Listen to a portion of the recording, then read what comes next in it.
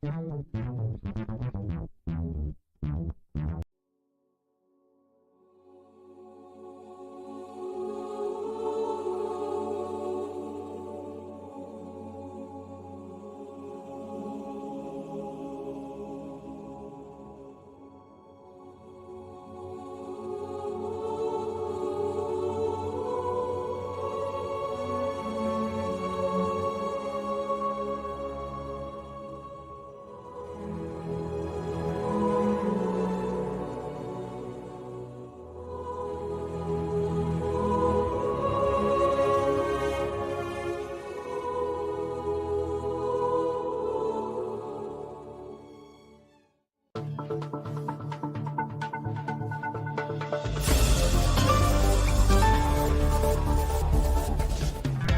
this week's show, we look at where our money is being best spent, whether it's on ads or services, or in creating our next hopeful best-selling moneymaker.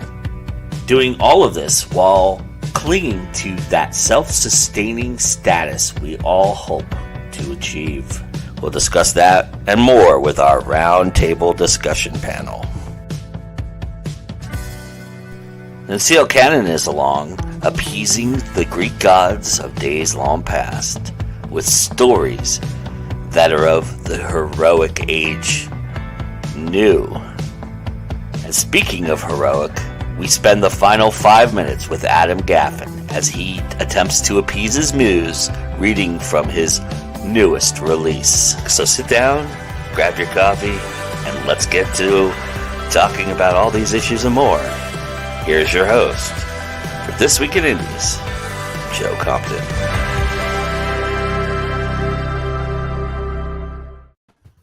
Hello, everybody. Welcome to This Week in Indies for April 17th, 2022. I am Joe Compton. I am your host, and I'm hosting a wonderful group of people who I'm about to unveil to you all right now. Look at this great group of people here. We've got a great panel. We're going to be talking about where our money goes, and we've got some fans here already. So nice to see Maddie, Anita, Margaret, and Vanessa breaking the fourth wall today. So appreciate that. But everybody, welcome. And let's walk around the room and tell everybody a little bit about yourselves. So AJ, start us off, please. Hi, I'm AJ Mulligan. I write dystopian sci-fi, paranormal romance, whatever I can get my little grubby mitts on. And I'm really excited to be here and talking about how I spend the money I don't have. And everybody say how much you love the cat ears, because that's pretty awesome. Look at that. They're awesome. Awesome. All right, Adam. Hi, I'm Adam Gaffen. I write LGBTQ-friendly science fiction, and my next book is coming out tomorrow on ebook. Into the Black. Yes. Awesome. That's cool. All right, Mr. Alexander. Hey guys, I am Alexander Gideon. As you all know by now, my writing style can best be summed up by the phrase, and many people died. I write in dark fantasy, all flavors of fantasy, really. I've published sci-fi. I've got my first horror stories coming out this year. First book in my Books of the Law series from Falstaff Books is, of course, still out, Web of Crimson. Second book is currently in proofreading, so hopefully that is coming out very soon. And I'm glad to be here and talk money with you guys. Awesome. We're glad to have you. All right, Vanessa. Hey, everybody. I'm Vanessa Junta. I am the author of the Soul Cavern series. This is the first book. It is urban fantasy with horrific elements, which pretty much is mostly what I write. I tend to write scary but also fun stuff about supernatural things. So that's me. I'm also a freelance editor of fiction. So there. Awesome. Welcome. All right. And look, everybody, C.L. Cannon's here. I'm in the car. Hey guys, I am C.L. Cannon, aka Courtney Cannon. I am the owner of Fiction Atlas Press, and sometimes I get to do my own writing under C.L. Cannon with YA fantasy and sci-fi. I do the Indie Connection here on Go Indie Now and the monthly marketing tip. And we actually have a new anthology coming out in about 2 weeks called Wicked Wishes that benefits the World Literacy Foundation. So you guys should go check that out because it's just 99 cents right now. There's my plug for the show. There you go. Which also features Mr. Adam. Gaffen. Yep. Yeah. Yeah, I'm So thrilled to be part of it. That's awesome. I do want to mention before we get started that I did put a poll in the chat, and I've been told that I did not give enough options. So if you have a different option than what is being voted on, you can just put it in the chat, and I'll count it, I guess. But that being said, if you do vote for whatever you want. But we'll talk about that later on. But now we're here to talk about money. All right. There's my singing for the day. So I just kind of wanted to start off with everybody's thoughts on where best you are right now spending your money. What is some things you're doing that you feel like are rewarding for, well, maybe not rewarding, that might be the wrong word there, but worthwhile. helping. Effective? Yeah, effective, helping a little bit. Yeah. Well, maybe just a little bit, because I've started spending money actually investing in decent covers for my books because I was making them myself and they were kind of bad, but these, while expensive, beautiful, are a lot better. And I found a website, a friend of mine introduced me to it, that's called getcovers.com. It is actually a Ukrainian site, but these covers each were $35. I'm going to check that out. It is really good. And it's a Ukrainian site, which I found out after I ordered the second one. And I'm like, oh, well, I can actually support them and actually get some pretty decent covers, for a really good price. And they turn out great, and their customer service is awesome. They respond really quickly if you have questions or need to make changes or anything like that. So, and if they don't respond very quickly, you know why. So let's hope. Yeah. But I already put that link in the description for everybody. So if you want it, it's there. So great, awesome. I actually agree. I have like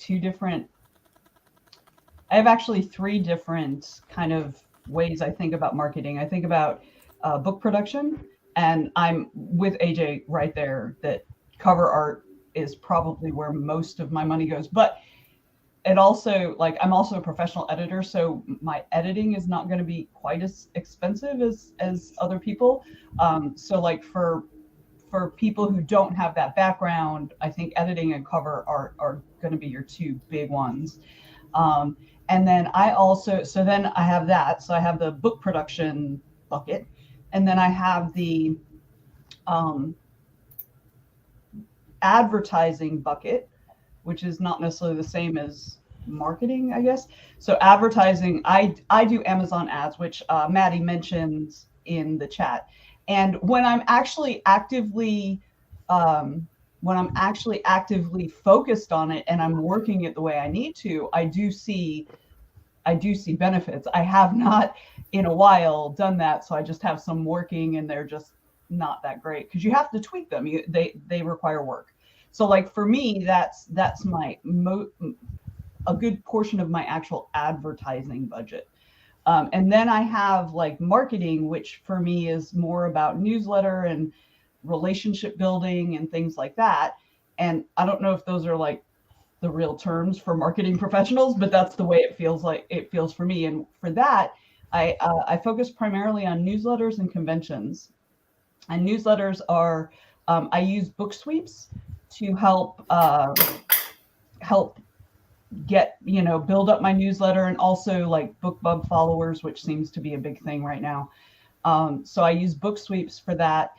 And then my convention stuff, convention sales tables, paperback books and all that. So that's kind of most of where my sort of marketing and ad budget goes. Yeah, I have to say I'm with AJ and Vanessa in terms of, the first money goes to the books, getting the covers done, getting them done well, making sure everything on the inside is good. I also do the audiobooks, so that that's another avenue. Advertising ads. I have one tiny little one that got set up back in August by Melissa Martinez, and it just kind of ticks along and does. I think it's hilarious when Amazon advertises my books to me. I'll get an email based on your search history. We think this is something you would like. And Well, if you're not your own reader, that's kind of Oh, yeah. I'm doing it wrong. Yeah. I always say, well, thank you, Amazon. I do enjoy that book, but I know what happens already. I'm Yeah. kind of looking for something else right now. And then, like Vanessa, the networking and the newsletters, and my website. You sign up for the website, and it'll send you a reminder in the morning. Hey, when there's a new post up. So that's actually driven more traffic to the website, and that's an awareness building thing. There aren't a lot of sales links necessarily, but there are a lot of little samples and a lot of, okay, here, try it out. Here, have something for free. Here, the first bite's free kind of thing. And then they can go find me as I'm pulling out of KU and going wide. It gets easier and easier for people to find me wherever they want to find me. So your website's like a crack dealer. Yes. Well, you've looked at it, Joe. I mean, it's a thing of beauty. It's like, oh. Margaret has a question for you, Adam. Is Melissa Morales a person who runs ads for authors? Yes. Melissa Martinez, Melissa Dalton Martinez. She does. If you can get she does a couple things. One is she'll set up Amazon ads for you, and she's really good at it. I mean, these are tiny little ads, but they don't cost diddly. I mean, if I spend a couple of bucks a month, it's a big month, but they work. There's a good conversion rate on them. And she also does, you'd have to talk to her directly to get the details, but you can get her to read your book. Actually, she prefers to listen to them. She'll speed listen to audiobooks. And yeah, I mean, she does this all day long. That's what she does. She listens to audiobooks. She'll listen to the audiobook, and then she'll go on to 3 or 4 different television stations in Utah, which then get out post onto their YouTube channels and onto their social media, all of this 5-minute talk about the book. Cool. Yeah. All right, everybody go check her out. How about for you, Mr. Gideon? What do you think? Where do you spend your money? I'm really starting to get things rolling with just started my newsletter. First issue went out beginning of this month. Second issue is going to come out. Looking to really start running some getting into some of the newsletter builders and that kind of thing, kind of all the way around. I'm MailerLite Prolific Works right now. Prolific Works is how I'm giving my freebies out currently. Looking into BookBub. I'm looking into a lot of other news there, and it's really just trying to find what's going to work for me and what's been working for everyone else, and trying to jump in there. I've also ramped up convention appearances this year.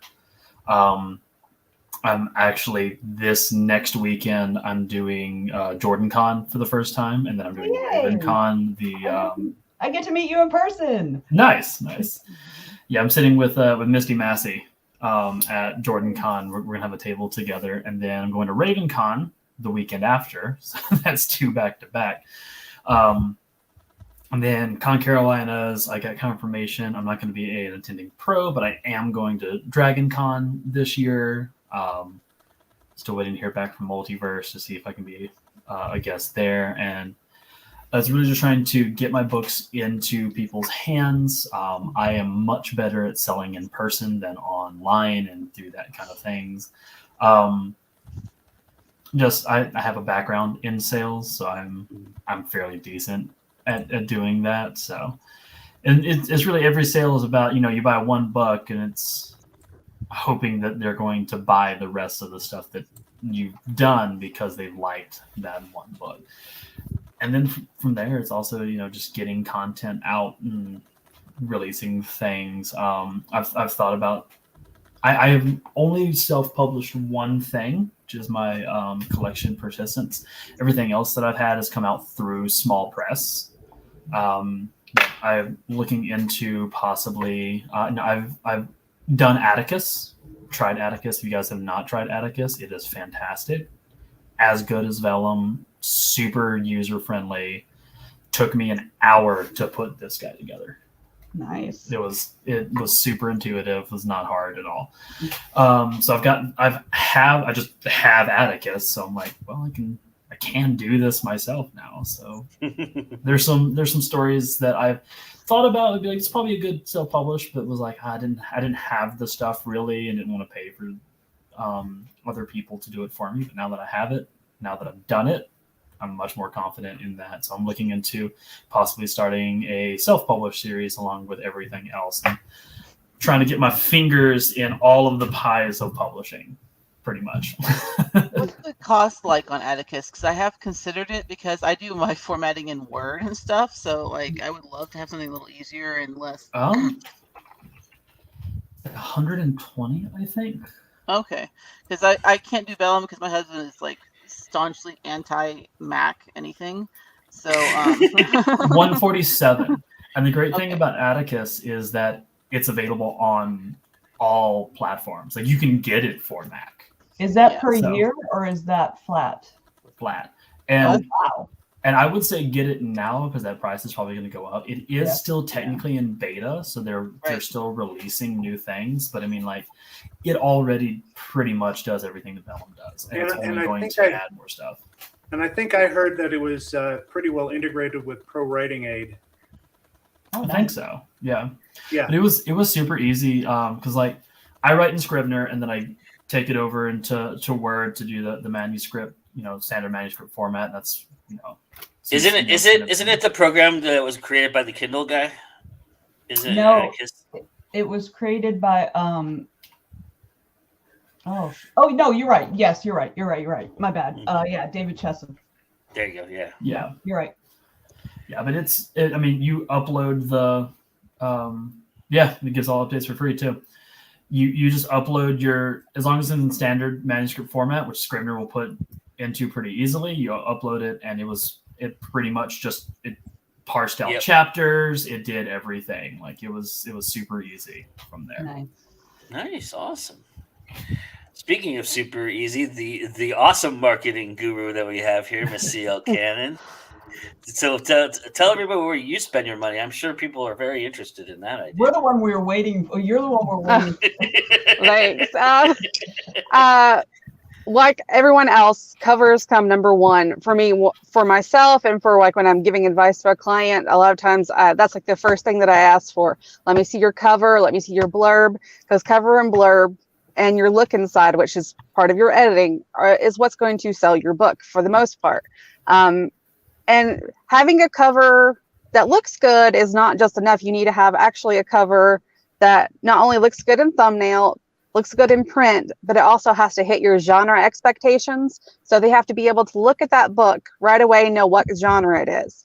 And that's going to help you, make more sales and not make the mistake of getting a cover that looks awesome, but nobody knows what it is. And then you confuse readers and you might get bad reviews and you have to recover and you're spending a lot more money. So getting it right the first time, doing your research is really important. Was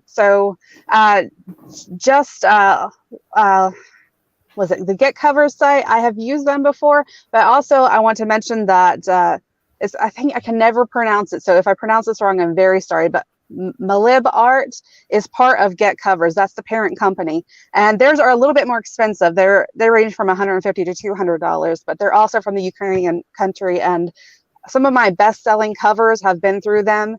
We've sold almost 1,000 copies in less than a year, just with no real extra advertising, just from that cover alone. So a good cover can really sell your book. Then I would say newsletters are probably the biggest thing after that. Building a newsletter that is genre targeted to the people that, really want to read your books, that are not just freebie seekers, and being able to connect with those readers in a real personal way, get to know them and build a rapport with them so that they trust you and they want to hear from you instead of going, oh, this is another newsletter I have to delete or unsubscribe or spam or something. You have to develop that relationship and make them want your newsletters by talking to them like real people and not by being so salesy. Put in like personal antidotes, things that you're working on. I do fun little polls every month, and just different things. Tell them what you're reading. Let them have a part of you so that they can connect with you as a human being, and then they will buy your books. Like I just sent out a newsletter a couple days ago for Wicked Wishes, and within a couple hours we had 12 new buys just from that. So the power of the newsletter is really important if you can do it effectively and pare down onto the people that are not there for your book and what you're trying to talk about and what you're trying to sell, but also don't sell to them all the time. It's developing that personal relationship with people. I also do a lot of stuff for myself because, I do almost everything that you can do for pre-publishing and post-publishing. So I don't do my covers for myself anymore because I used to, but everything got into more of the painting and graphic design and overlays on digital art and things like that. And I am nowhere near that talented yet. But I don't even know what I'm saying. I lost it. Sorry. It's early. I'm going to add to what you were saying, Courtney. An inadvertent byproduct and a benefit of the website sending out the reminder emails is it gets rid of the people who aren't interested. Yeah. So the people who signed up, through a newsletter builder who are like, oh yeah, I want to sign up because I can get free stuff. Okay, fine. And then, it whittles them down because the reminder is just a reminder. It's not selling them anything. It's just saying, hey, there's a new post up today. And it's actually increased the traffic. It's reduced my overall number of newsletter subscribers, but I'm getting 50 and 60 and 65% opens. Yeah. So the people who are getting it want to get it, and those are the people that I want reading it. Exactly. You don't want anybody there that doesn't want to be there because you're actually paying for them. After you get to a certain point on any sort of newsletter provider, you are paying for people. If they don't want to be there, you don't want them on your list. That's just extra money that you're spending, and really getting everything targeted down to those that really want to be there will help so much better. I clean my newsletter list religiously. So. I never know what to put. My life is boring. Read my books, they're better. How's that? I do a template, I have 2 templates, so I just fill those in every time, and that way I don't have to really think too much about what to do. Yep, I do that too. Yeah, I'm noticing a lot of the newsletters I get, they have the same setup every time. Mine looks different. Like mine has the same categories, but I don't do all the categories every newsletter, right? So it'll change here and there. That's what I do, yeah. So change it up.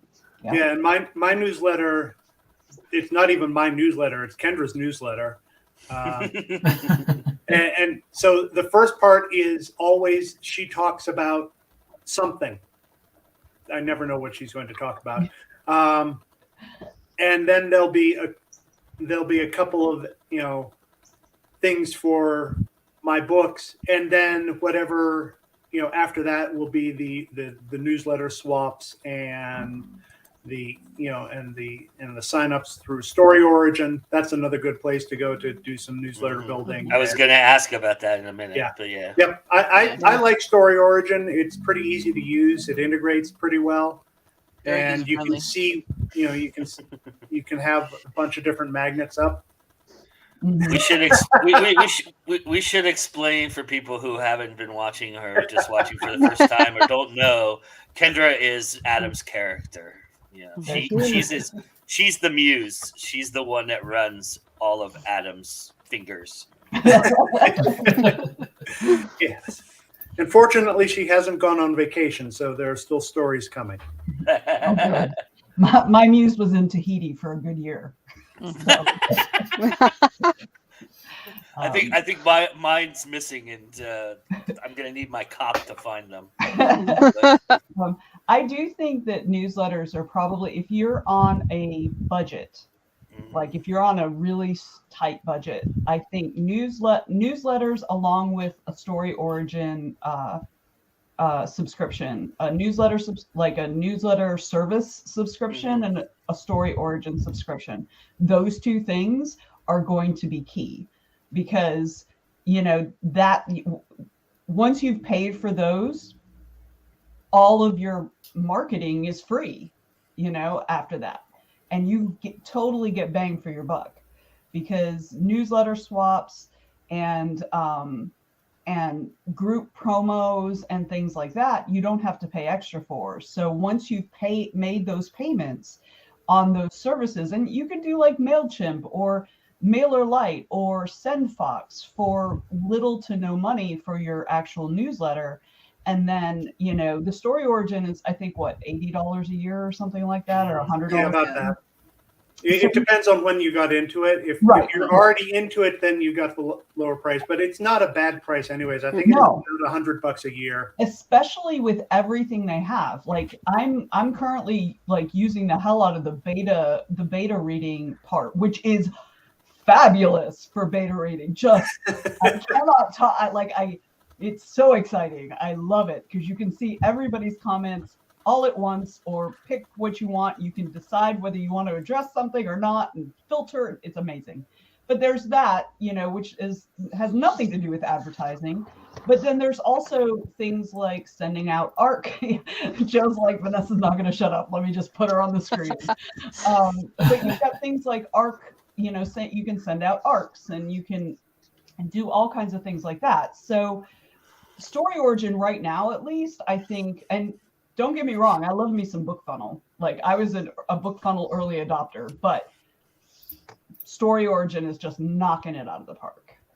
See, I find BookFunnel better for ARCs because I tried the Story Origin beta and ARC, and it didn't work for me.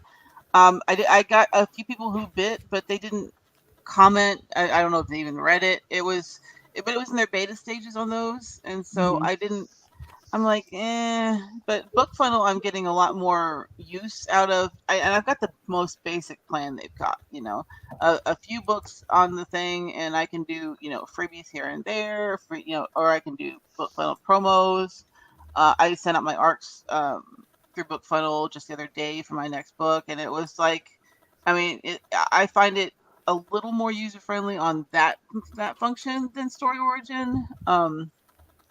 But Story Origin definitely is where I do most of my newsletter stuff and things like that. So I also think BookFunnel, because BookFunnel was doing it first, I think that they had a bigger audience at that point, right? And I think that Story Origin came a little later, but I think Story Origin is really, I feel like in a lot of ways BookFunnel did the things and then just like said, okay, here are our things.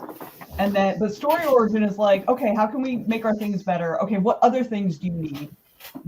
And stuff. And I don't want to make it sound like I'm advertising for Story Origin. I'm just like delightfully surprised that they have really kind of broken out and done really, added a lot.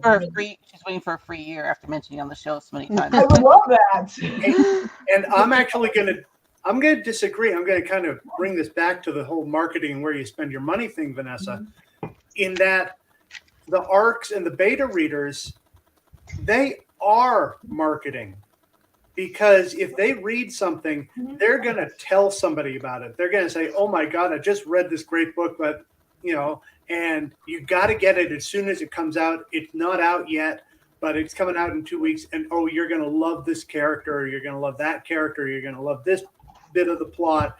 I mean, it is marketing. It's just a little bit more indirect. You're recruiting somebody else to do the marketing for you, which is, there are only 24 hours in the day.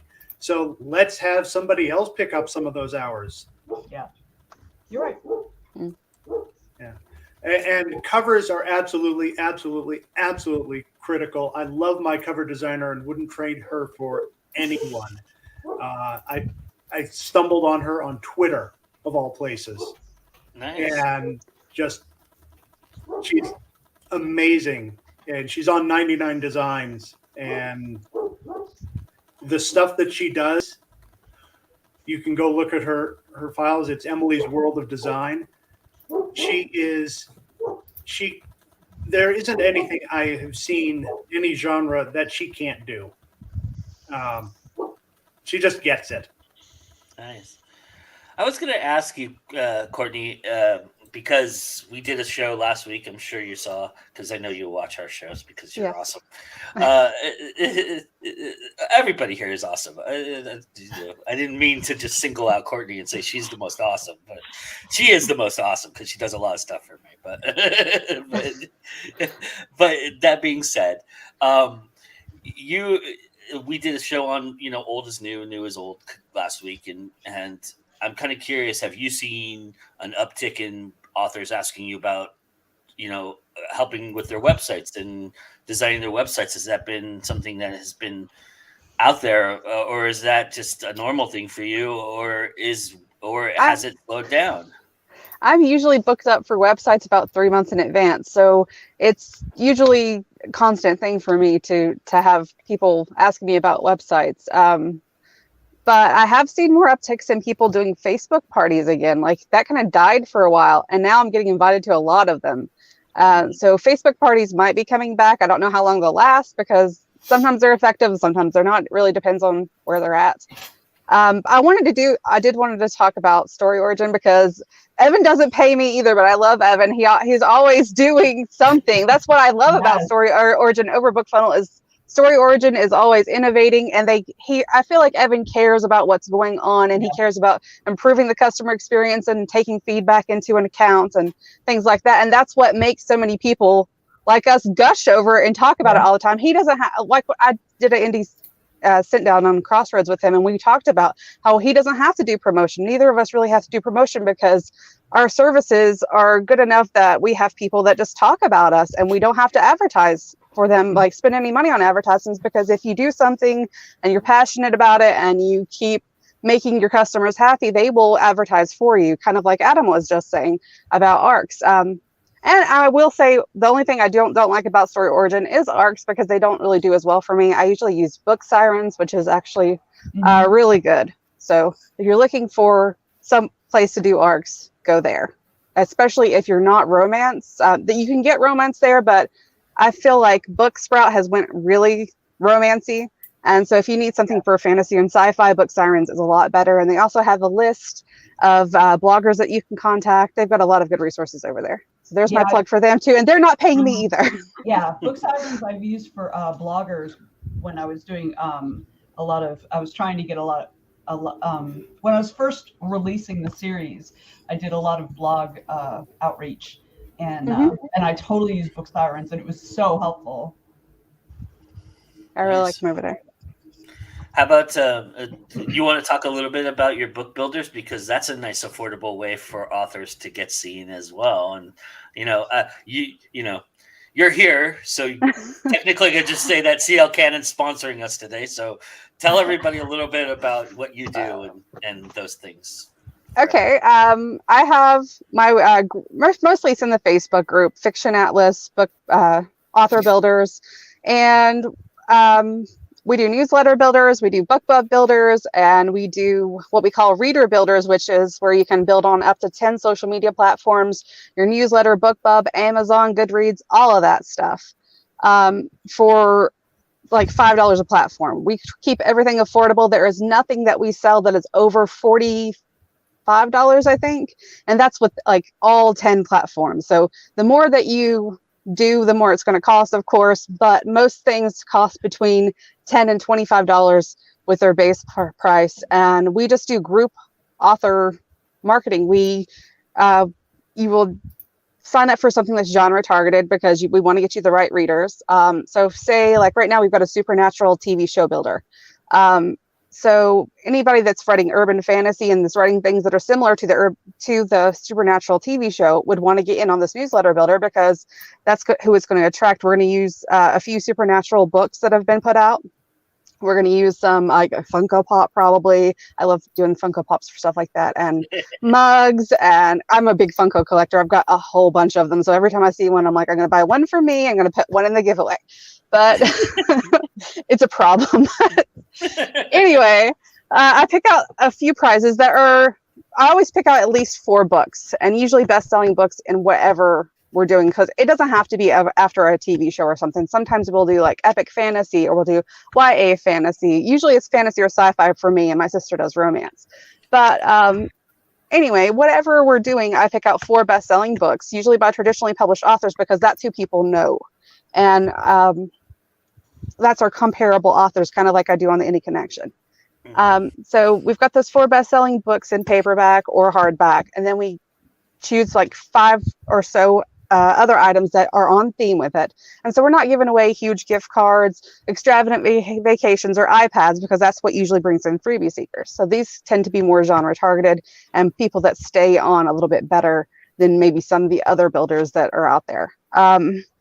But anyway, we run the builder, the giveaway, after everybody's signed up, and people will follow you wherever you've signed up to follow at, or if they're in a newsletter, they'll opt into the newsletter.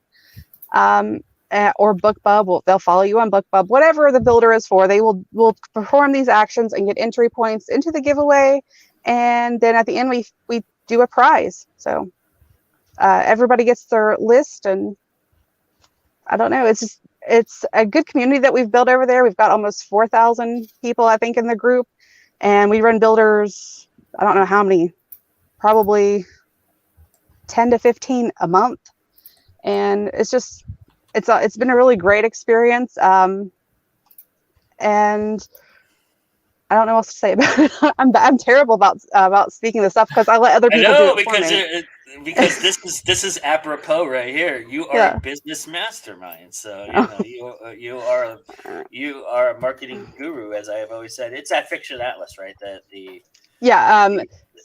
can get to it. You can get to it at fictionatlas.com, or you can go to Fiction Atlas Author Builders. If you just search it, it's Facebook//FA Build and Promo, I think, is the actual URL. But you can find it on Fiction Atlas on the actual website too. But nice, which is in the link already, everybody. So, yeah. Anyway, so everybody, all of Courtney's links, everything CL Cannon does is in the description each and every week, because she does the Indie Connection. I have all her links there, her Facebook group, her website, everything is there. So you guys can get all the links there if you need them, and you do need them, because if you're not taking advantage of this opportunity, then you're not, and it's too bad for you. Because they are great opportunities, and they're very affordable. So speaking of affordable, I kind of want to also talk a little bit about things that, don't require as much money, maybe a little bit of investment in time, probably mostly an investment in time. But what are some things that you are DIYing that you find have been effective for you that people can do or try? I mean, again, I'm going to say this with a big disclaimer. What we're showing here is what is effective to each and every person here, but it's their personal experience, and not everybody has the same success rate. So don't come at any of these people with, "Hey, I tried your method and it didn't work," because that's, number one, you probably didn't do it right, but number two, it doesn't work for everybody. Certain things you have to cater to yourselves and tailor to yourselves in some respects. But I'm kind of curious from everybody's perspective, what is right now you're not spending money on, maybe spending time on, that has been effective for you? I do a lot of posting in Facebook groups, romance groups, and things like that. I have found a huge uptake in sales and page reads on Kindle from doing that lately. It takes a lot of time, because like when I'm at lunch, I scroll through Facebook and see if there's anyone with an open promo post. When I'm In the morning before work, I check these. In the evening, I'm scrolling Facebook and I see a promo post or someone requesting a certain trope that I've written. I jump on it. It takes a lot of time because you got to kind of just hunt them down. Some people have like spreadsheets where they keep them all in. I can't keep track of that stuff. I just scroll. But it's not great for everyone. Some people, depends on what kind of promo text you're using, what kind of image you're using. If you're posting too often, and Facebook gives you jail time. It's kind of like all that together. Just depends on how well it works. But I found it's working better for me. I'm snagging a lot of more readers who wouldn't have known about me otherwise because I don't post a lot. And they see me and they say, "Oh, it's a new person. Let me try it." So. And it doesn't really cost much more than time and maybe a little stock photo graphics and stuff. It's going to sound a little weird, because everything's been tried before. But definitely having that fan page on Facebook is a good place to keep interacting with people, because those are the people that you are going to passively recruit into advertising for you, because those are your fans. Those are the ones who are there for you and for what you write. So if you're engaged with them, then they're going to go tell people not just about the book, but they're going to tell people, "Oh yeah, I talk to him all the time. He's such a great guy. Funny and whatever you want to present as, Alexander, you may be presenting, he knows everything about how to kill 1 million people." But however you target it. So those people, they're coming to you, and so, they're the ones who have said, "Yes, I'm interested in you." So they're the ones that you're kind of focusing on. I agree. I actually have a fan group also, and that is where I do a lot of my advertising. I don't actually hardly ever pay for any ads anywhere, because between my giveaways and my street team and my newsletter, I don't have to, because people will do it for you if you make a good enough connection with them and let them know who you are. I also use TikTok a lot nowadays. It takes up a lot more than my time. I don't know how effective it is quite yet, but that's another way that I'm reaching out passively to people and not spending money, just having a little bit of fun, talking about books. And that's another thing, not talking so much about buying stuff all the time. Actually go out there and have fun with people, comment on their videos, and do something that's a personal connection that lets them know, hey, they like the same things that I do. They love to collect 1 million Funkos like I do. They have 1 million books like I do, or they read this book and they liked it like I did. This is their favorite character. Having something that connect with you, it makes them more inclined to do things for you, because they connect with you on a personal level and they want to help you. So just like Adam, having a street team or a Facebook group or something like that really does help and is a free way to market. And TikTok, I've known a lot of authors. I have not had the success. I'm terrible and awkward on video. But TikTok has been hugely successful for some authors that I know. And I posted literally a video of me showing this keychain I made, this tentacle. It has more views than anything else I've done. Anything promo related, not even the cat videos haven't had that much. And it's the internet. Cat videos get everything. So it just shows that you never know what's gonna take off. No, and I've been in my group.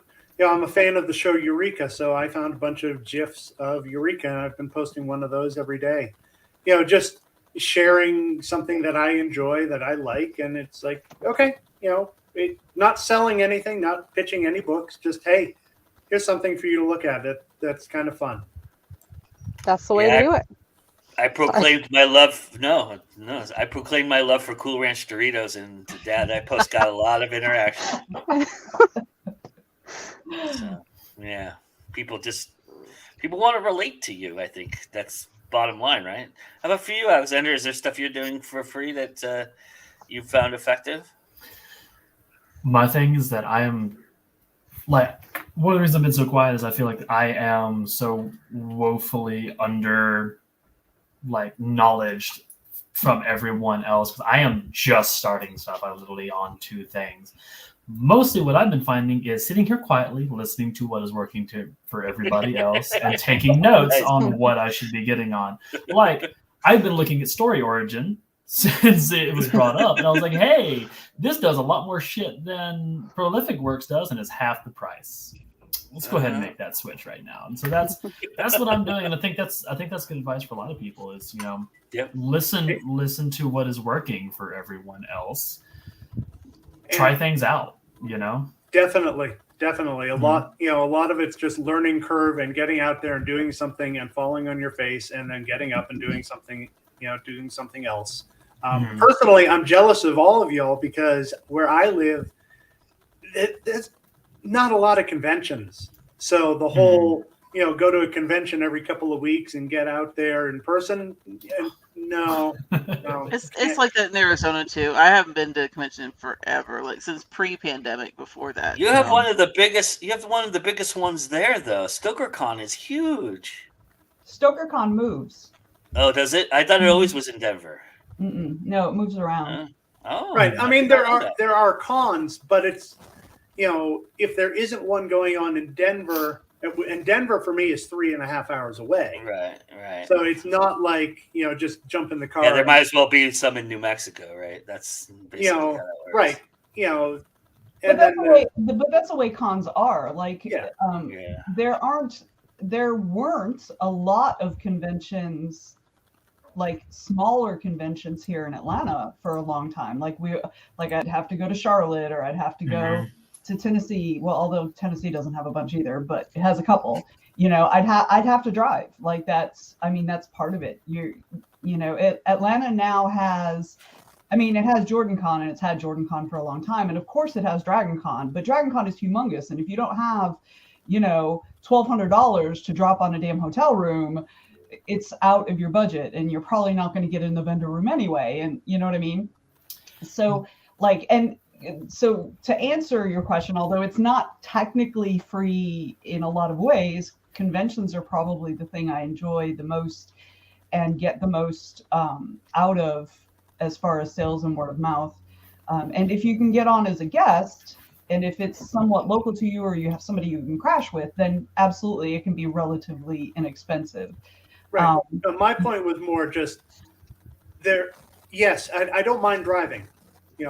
Absolutely don't mind driving. I even looked at, because I'm going to Multiverse too, I even considered the idea of driving there briefly. That's too long a drive. But the point is, even as bad as that airport is and that traffic is, fly. There aren't a lot of opportunities even within driving distance, for me. So, I'm signing up for and saying, hey, yeah, I'd like to go to this con, and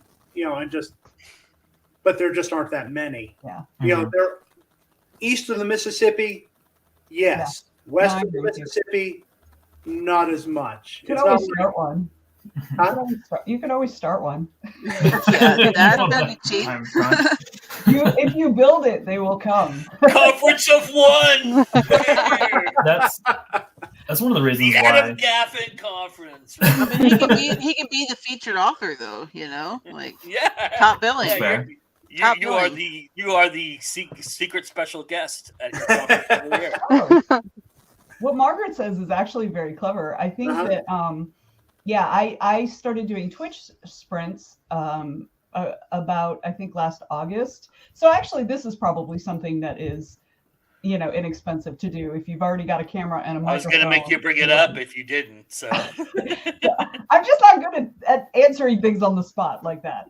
But yeah, I've been doing Twitch sprints, and it actually hasn't been about writing yet. It hasn't been about my books yet. I have not as yet decided how I'm going to make it into sort of a marketing channel. Sometimes we usually do sprints, writing sprints, working sprints. People can work on whatever they want. But it's gotten bigger, especially getting tuned into the writers community on Twitch, which there is a huge writing community on Twitch. comparatively speaking, if you compare it to Facebook or Twitter or whatever, it's not that big, but it is actually a really good size. And so you make connections and you make appearances with other people. Oh, thank you, Maddie. But you also, you raid other channels, which makes connections. I literally raided someone's channel with like 5 people, and when she raided me later, she brought 75 people to my channel. And I was not even expecting that at all. I was just like, who's on that I can raid and take my people to? So yeah, I think that goes along the lines of like social media is a good inexpensive way to connect with people, because you're seeing it on TikTok, as people have said, and of course there's a huge writer community on Twitter and on Facebook and stuff. So starting an event, like running an event, is not for the weak. That is absolutely true. Because like I'm involved in several conventions, and it's just it's a lot of work, but worthwhile for me anyway. And you know what else? On Vanessa's point, podcasts, getting on podcasts, like and it's another great way to get the word out. And making connections with other authors, and further connections, and just networking. You never know where it's going to take you. We'll talk more about that on the other side, but you know what else is worthwhile and worth talking about is the Indie Connection. You want to introduce this one for us since you're here? You knew I was going to do that, so. Yeah, I guess so. I can't even remember what the book is this week, Joe.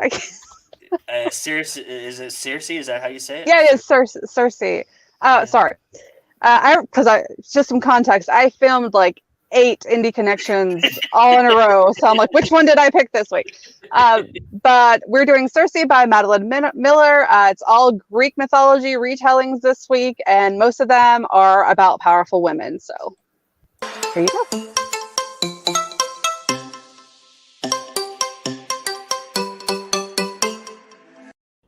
Hey guys, C.O. Cannon here from Fiction Atlas Press, bringing you another Indie Connection. Today I'd like to tell you about some indie books that you might enjoy if you're a fan of Circe by Madeline Miller. The first book I have for you is called Athena's Child by Hannah Lynn.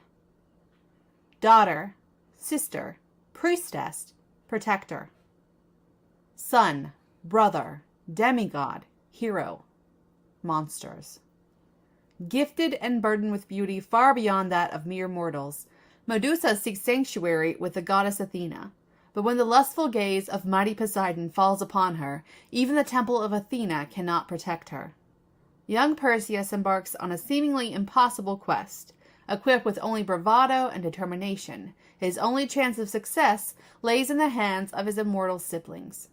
Medusa and Perseus soon become pawns of spiteful and selfish gods. Faced with the repercussions of Athena's wrath, Medusa has no choice but to flee and hide. But can she do so without becoming the monster they say she is? History tells of conquering heroes, tales distorted by time. Medusa's truth has long been lost, until now. Now it's time to hear her truth. The second book I have for you is called Song of Sacrifice by Janelle Rhiannon. From the ashes of the ancient past, a story that none of us can forget beckons to rise once more. Song of Sacrifice is a sweeping tale from the tragedies and triumphs of the Trojan War. The unforgettable characters of Homer's tale, heroes and heroines entwined at last, leap off the pages in this epic retelling. The heart of the Trojan War belongs to the women. Mothers and daughters, wives and war prizes, all whisper to us across time, praying they be remembered alongside the mighty men of myth. As the age of heroes wanes, the gods gamble more fiercely with mortals' lives than ever before. Women must rely on their inner strength and cunning if they're going to survive the wars men wage for glory and gold. They struggle for control of their own lives, rise from the ashes of brutal assaults, fight to survive by any means necessary. In a world where love leads to war and duty leads to destruction, it is the iron hearts of these heroines that will conquer all. The third book I have for you is called Song of Forever by Michael Amitriani. What would you be willing to sacrifice to cheat death? In the house of Hades, young Princess Macaria struggles to belong. Not stern like her father, king of the underworld and ruler of the dead, nor power-hungry like her mother Persephone. She turns to stories of love and loss among the mortals to seek solace in a world without happy endings.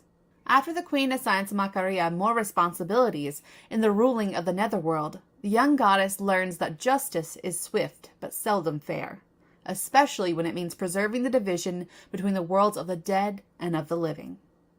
When the mortal Orpheus, who plays the lyre with heavenly grace, reaches the underworld to retrieve his wife, he threatens the very balance of life and death. With Orpheus's destiny in her hands, Macaria is torn between her admiration for humans and her duty as the princess of the underworld. Will she choose what history and duty says is necessary, or will she follow her heart? And the last book I have for you is called In the Path of Gods, Beginning Chaos by Victoria Dunsnap. When Zeus summons the gods back to their home planet Elysius, the enchantress Circe must obey. Piecing together clues on the long journey, she begins to divide the reason for this first gathering of the gods in over 2 millennia, and the fracturing of space and time that would follow if they could not overcome their jealousies and work together. Only the gods had kept order in the galaxy for so long. What Circe could now see coming was the beginning of chaos. Okay, that's all for me this week. I'll see you next week on The Indie Connection. Bye!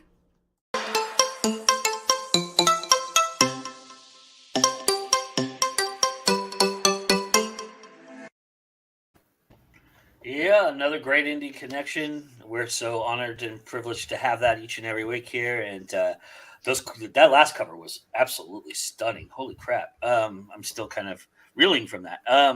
But yeah, the great books. Everybody go check that out if you're a fan of Greek mythology. I don't know why you're not clicking at the links right now, because you can still. You know what? The great thing about how I have this set up, you can click on the link in the description and it takes you to another window. So you can still be here listening while you're shopping. So go shop, everybody, right now and get some books.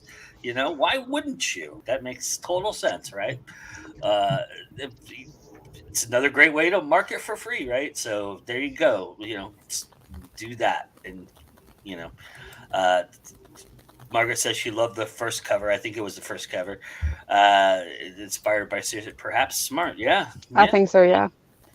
Yeah, I would agree. I think there's probably some truth to that as well. But yeah. So, you know, everything is, you know, Facebook parties are coming back, book blogs, websites, everything's coming back, and we're spending our money on ads and spending our money here and covers and everything like that. Is there, you know, well, yeah, I'm trying to. Hard. Words are hard, yes. But no, I you know,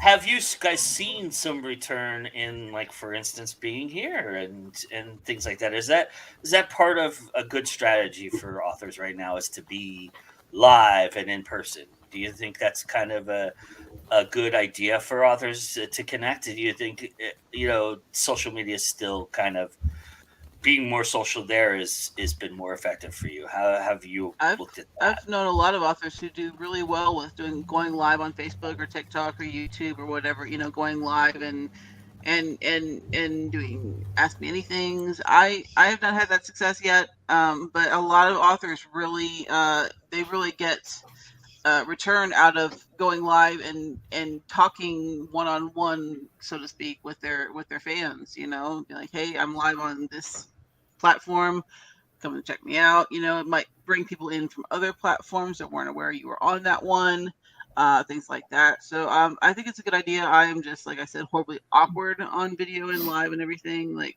I can manage this, but get me just by myself where I'm not having a conversation with anybody, and it's so painful. I am the same way. I don't do lives for that very reason. Unless I'm unboxing something or I have something to do with my hands that I can focus on and talk about, I can't do lives. But I do think shows like this and different appearances, author interviews and things like that are great free marketing tools that do get us out there and get us seen. And I know personally, I have checked out authors because they've been on this show, or they've been on other shows, or they've been on audio podcasts or something where I got to know more about them. And I went, hey, this person's funny, or that book sounds really good. And so I'll go check it out. So I do think this is a very powerful tool. Yeah, that's how I ended up getting my cover artist, because I heard her a couple of years before I actually had this book ready to publish. I heard her on a Creative Pen podcast, and she was talking about covers and she was talking about her process. And I just really connected with the things she was saying. So when I was ready for a cover, I reached out to her and I got these gorgeous, gorgeous, gorgeous covers. Like, look at that. It's beautiful. They are gorgeous. So, and as a matter of fact, everywhere I go, I get comments on how gorgeous the covers are.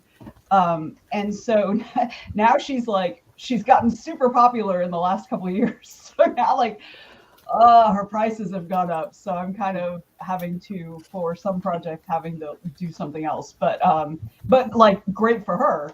But yeah, so I think that anything that does not take a huge amount of your time, but gets you out there, get your face, get your name, because out there in front of people is important. Because one of the things I've noticed with my newsletter is that the last couple of months I've been struggling with real life stuff and things like that.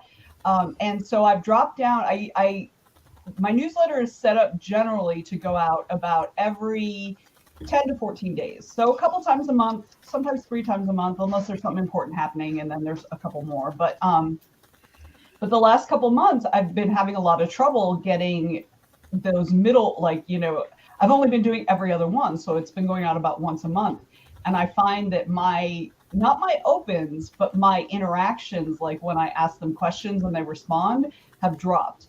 And I think it has a lot to do with the fact that I'm not in their world as often anymore. And so I think that anything, whether it's shows like this, podcasts, Facebook Live, Twitch, whatever you're comfortable, TikTok, whatever you're comfortable doing, podcasts, any audio stuff, whatever, anything that you're comfortable doing and gets you in front of people, I think is worthwhile. And another great thing is just the networking with the other authors. I'm part of Vanessa's group on Facebook and show up for the writing sprints. And, how often, do we connect about, we'll say, the good news and, Mm-hmm. And we'll share that with our own groups. We'll go back and say, hey, so-and-so, such and such author has this new book out and you ought to go check it out. Or, I do author interviews. So, started saying, hey, you want to come do an author interview? Come over to my website. I'll, and we'll put it up in front of a new audience. Yes. So, making those connections.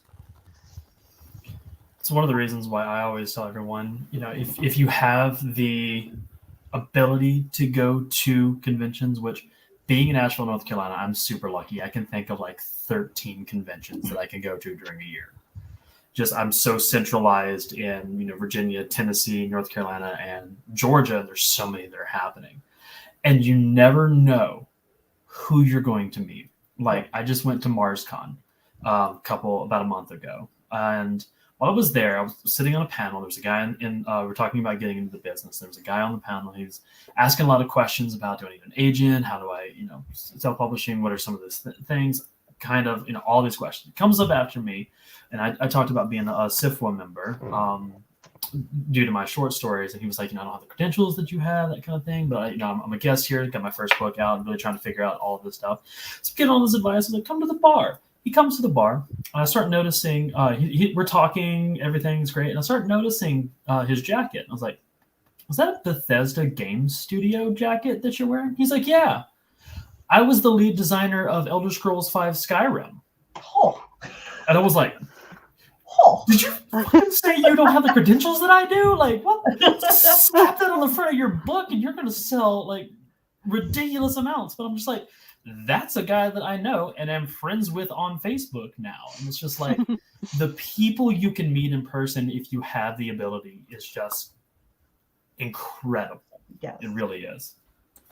And I do think also, I think that's such an excellent illustration of he probably didn't even realize that that was something he could leverage for marketing. You know, I like as soon as you said that, I thought off the top of my head, he can go on gaming shows, he can go on Twitch streams, he can go on all kinds of stuff because of that, and then talk about his book. And that's maybe something that never even occurred to him. So that's also, I think, another reason why it's so important for authors to network, because what I can think of for you to do may be something you never would have thought of. Exactly. Right? I was just like, my God, you write fantasy. Like, come on now. I can tell you the bar is a great place to network. I'll tell this story real quick. This is not a author story. This is a writer story, but it's also a film story. I went to Austin Film Festival as a participant, and I just went and experienced it. And so they have they do a screening of a very popular film, or like very famous people are involved in the film for the first night.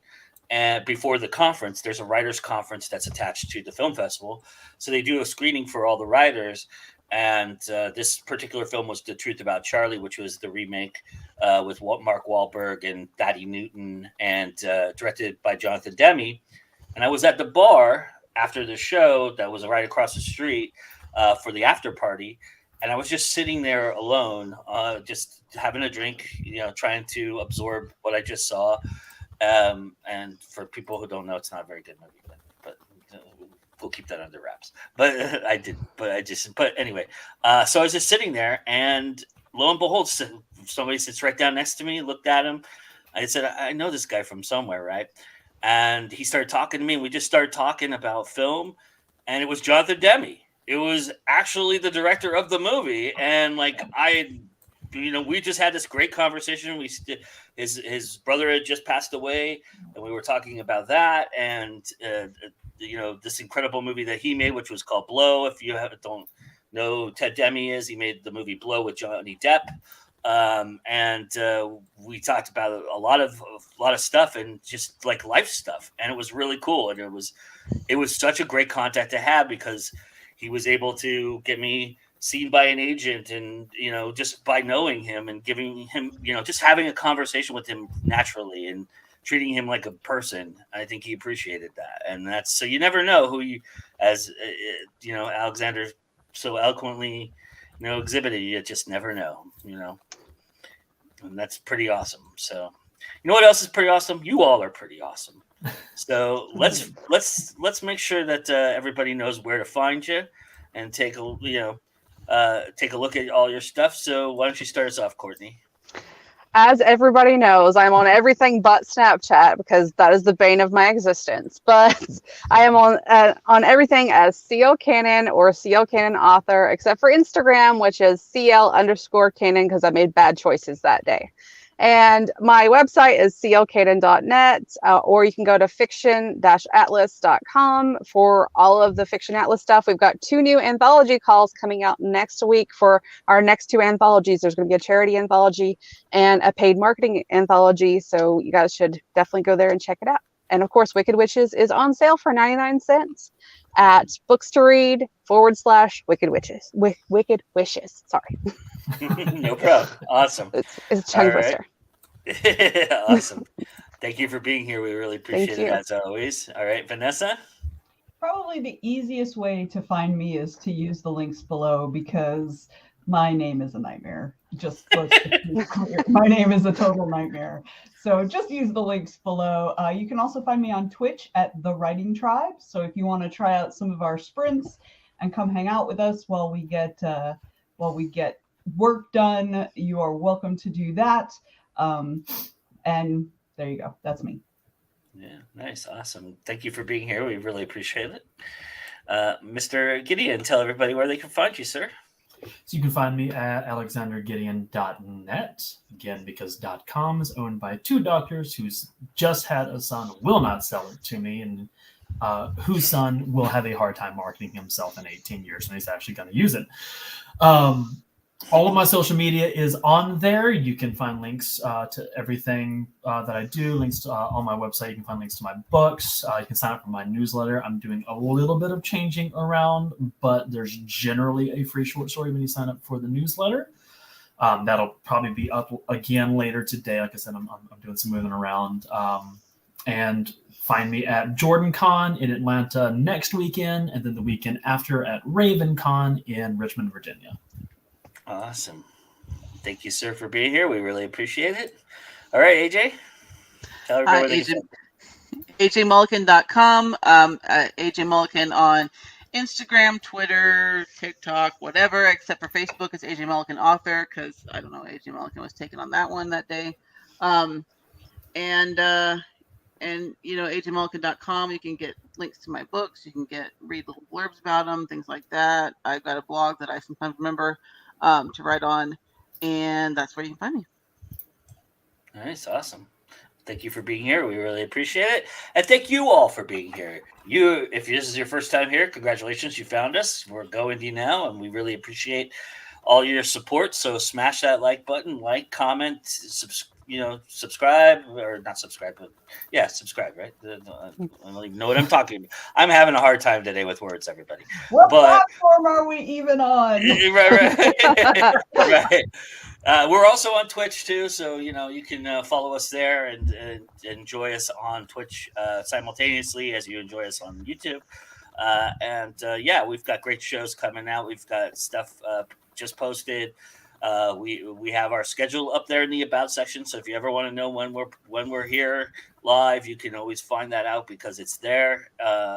Thanks to one of our chatters, Margaret, for suggesting that, and I did that, so our schedule is always there, so you'll know when we go live. And another way you could do that is hit that little bell there, and it should notify you. I'm not responsible for how YouTube decides to notify people, but if they so choose, and that is supposed to be the way, then you should be able to get notified when we do go live, and we really appreciate that. But and I also have a book out. It's We the Moral Majority. Go check it out. I have the link in there as well. And with that being said, it's time for me to stop yapping and give the last 5 minutes to the one, the only, Mr. Adam Gaffen, who's going to be channeling his muse today and to give you some from his new book. So take it away, sir. It's all yours.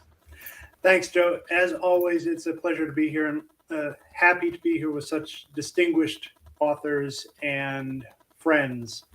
So before I tell you where you can find me, I'm going to read you a little bit from the book that drops tomorrow. It's called Into the Black, and it's a collection of 11 stories, all set in the Cassidyverse. And this one is the story called Recruiting Kendra. It's written from Kendra's point of view.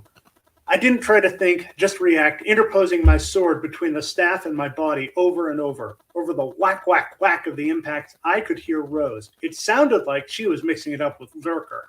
I edged toward the noise, trying to do four-body maneuvers. I wanted to keep myself between Rose and Crossbow, and Little John between Crossbow and me. It was the widening of Little John's eyes that clued me in. I didn't process or try to turn. I simply collapsed. The axe whistled through the space my neck had occupied a second before. Axes are excellent weapons, hefty, solid, capable of separating limbs and heads with a single swing. The problem? Angular momentum. Once you start the swing, you're not stopping it quickly, and it's tough to even change directions. I took advantage of this and jabbed with the katana's point right through the fleshy part of his calf. He screamed and released the axe, which clattered off. Then the staff whacked me across the back, and I fell. I didn't have time to bitch about the pain. Have you ever had one of those moments where it felt like all your senses were operating on God level? You know what I mean. You can hear the grass growing, see motes of dust, smell a barbecue in the next town over. I have. In that instant, I knew exactly what was going on around me and where. Rose and Lurker were still engaged, but I heard the charge building in her stunner and knew he wouldn't be an issue much longer. Good, I wouldn't have to rescue her. Axe Boy was whining about his punctured calf and had just lost his balance, hopping up and down. He hadn't fallen yet, but he was on his way. Crossbow had finally cranked the string back, but hadn't loaded a quarrel. It wouldn't be long. And Little John was bringing the staff around to bash in my skull. Skull. Right. I needed that. I heaved my torso off the ground with all four limbs and thrust myself backward. The staff slammed into the pavement where I'd been a split second late. I continued my backward rush, raising myself up and tucking the katana under my arm. I heard, then felt, it enter Little John's side. He released the staff to grab at the blade. A mistake. My katana was sharp. So that's just a little sample of Into the Black from the story Recruiting Kendra. That releases as an ebook tomorrow. If you're impatient, you can get it as an audiobook delivered to you today, right now. You can also get the paperback and hardcover versions. And as for where you can find me, the website is right down here. Oh, over here, right down here. CassidyChronicles.com. You can also find all the books on Amazon. And I'm going to be all over Go Indie now. I'm going to be taking over the Facebook group tomorrow. I'm going to be on the game show on Tuesday. And in-person appearances, I'm going to be at Conquest in Kansas City at the end of May. And I, too, will be at Multiverse. I'm looking forward to meeting seeing all of my friends in person when we're there. And as always, it's a great time to go indie now.